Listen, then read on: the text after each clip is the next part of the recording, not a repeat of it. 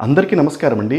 Bharat telecom రంగంలో private నెట్వర్క్లైనటువంటి Jio, Airtel మరియు Vodafone తమ యొక్క టారిఫ్‌లని ఈ నెల 4వ తేదీన విపరీతంగా పెంచడం జరిగిందండి. 25% వరకు హిక్ చేసి జనాల మధ్యకి విడిచిపెట్టడం జరిగింది.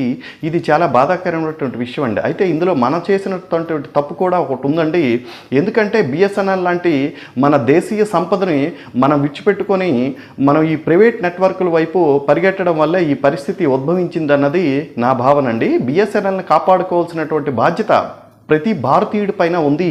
అందులో నేను, మీరు అందరూ ఉన్నాం.